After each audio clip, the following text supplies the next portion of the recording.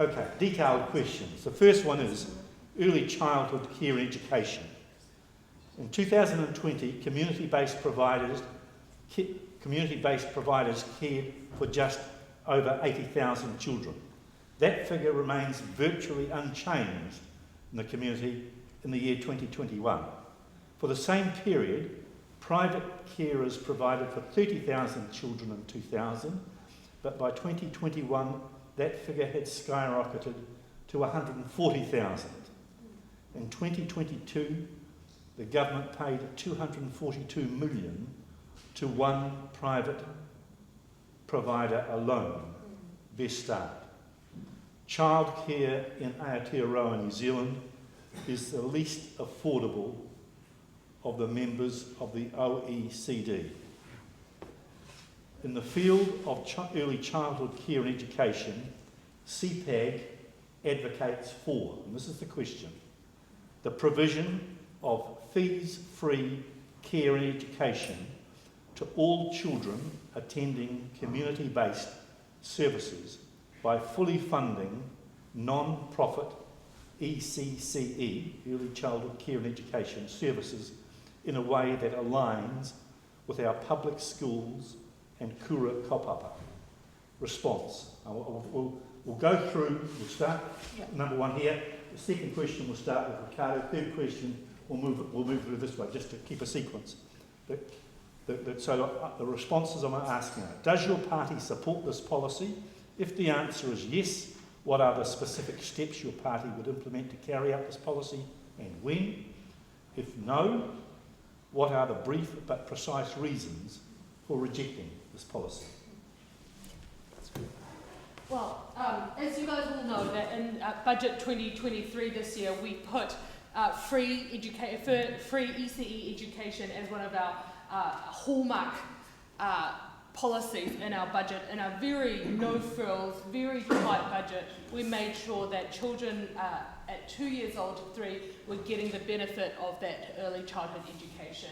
And for us, that I think goes to the heart of the Labour Party, knowing that children need to have the best care they can at early stages in their lives. But also, obviously, we see the economic benefits of that as well, making sure that our young mums are able to go back to work if their family needed that more that economic support, making sure that we unlock the potential of that whole entire cohort, so that when we are in an economy that we desperately need more working people, we're able to unlock those people as well. But for me, I think right now, because we haven't come out with our education policy at this moment, so I'm not going to come here and announce childhood policies at this moment, but I think it goes to show the support that the Labour Party has for early childhood education.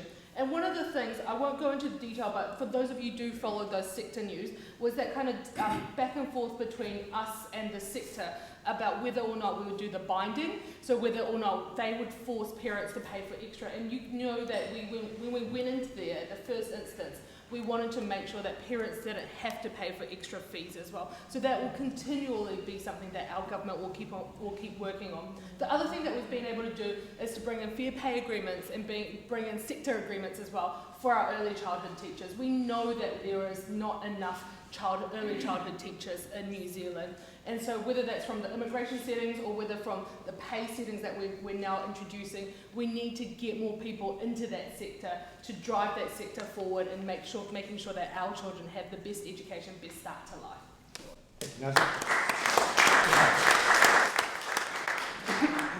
So 20 hours free ECE is a start, but I think we could go further. And so to answer the question is, yes, we do support free early childhood education. And this is about recognizing that for too long it's been run as a for-profit industry, which actually is out of line with most of the developed world.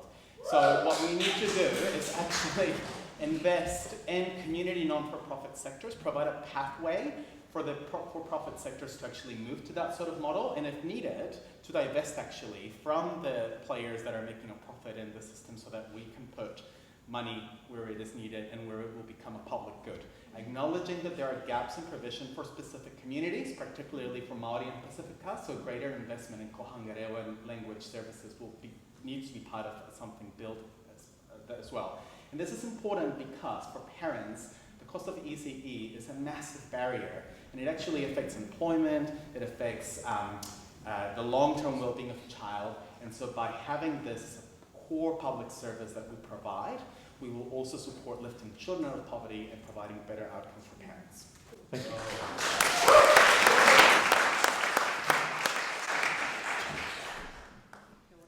Yes, we do support the policy. You know what we say, what's good for Māori is good for all. Our pē taonga, our tapinako, hotapi mokopuna, they are our taonga. And we must look after our mokopuna in the future of our whānau. Nobody wants to have our whānau in poverty. You know, Te Pāti Māori have been clearly saying this for a long, long time. None of our whānau should be in poverty. Yet we all know that the education system has failed us. It's our people that are in poverty, it's our people that are struggling in the system, it's our whānau that miss out, so it's our whānau then that struggle. And when you work in the community like I do, and you see it on the daily, you see it in all the whānau that turn up to Manirua Marae that need a kaupapa. We were never ever meant to be a food distribution hub at Manirua Marae.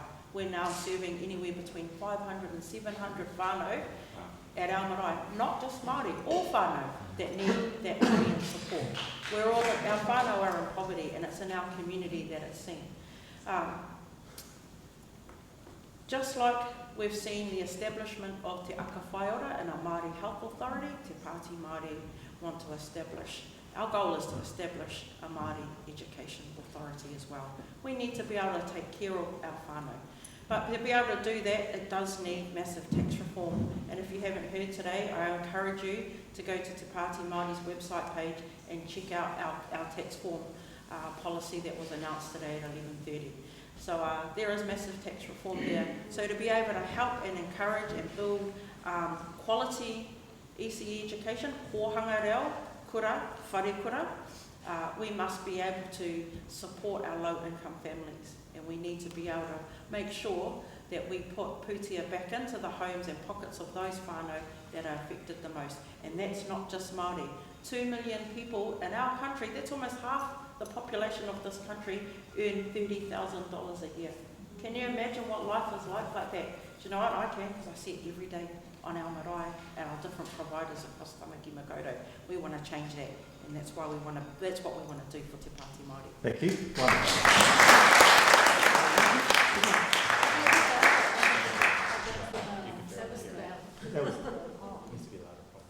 So yes, in principle, the Opportunities Party would support something like free universal early childhood education, but there's a but.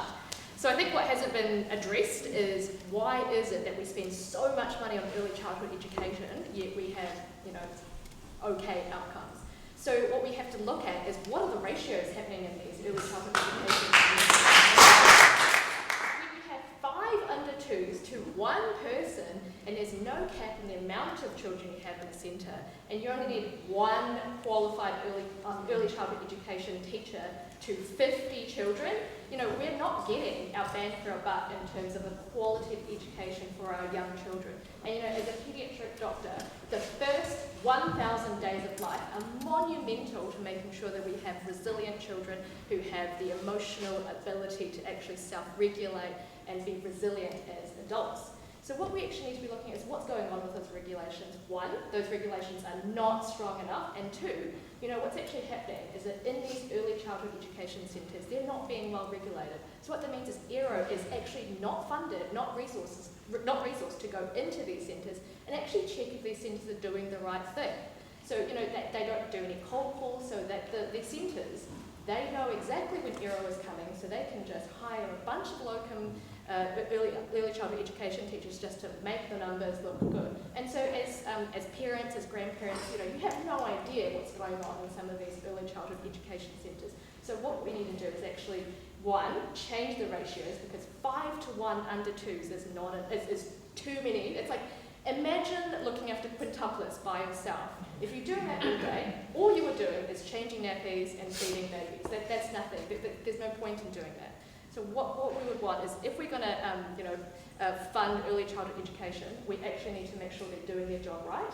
And the perspective is actually, well, some people actually know what's right for their children, and we actually need to support mums who, or we need to support parents who want to stay at home. We would do that with universal basic income, because actually there's a lot of unpaid labour that we don't value in our country and our society. Thank you.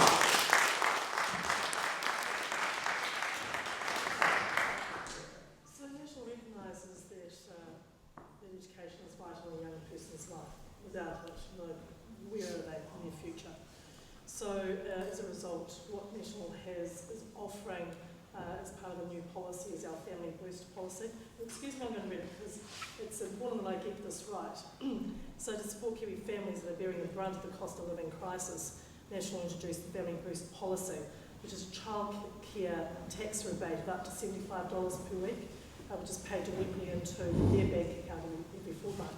Now this means that this is evidence-based, that 130,000 lower and middle-income families could keep up to 3,900 more every year going towards preschool and other early childhood education.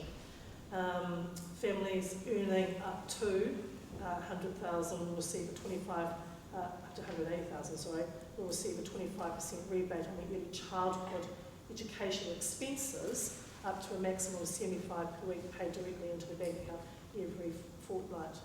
So this will be funded by the National Party. They say they will save more than $400 on consultants and contractors per year across a number of government departments and crowd entities. So there's been a lot of research gone into all that support. It's a start to be able to give money back into families because currently, as we know, budgets are getting thinner and thinner. The levels of cost of living at the moment, food on the table is not cheap for the families at all, which has an impact on our kids and going to school, which means there's a bit of truancy going on there as well for our older kids. But for our younger ones, they're not getting the nutrition that they require, so parents are having to work harder, and we're hearing that as well. So the important thing here is to ensure Kiwi families are not going backwards, but they're going forward.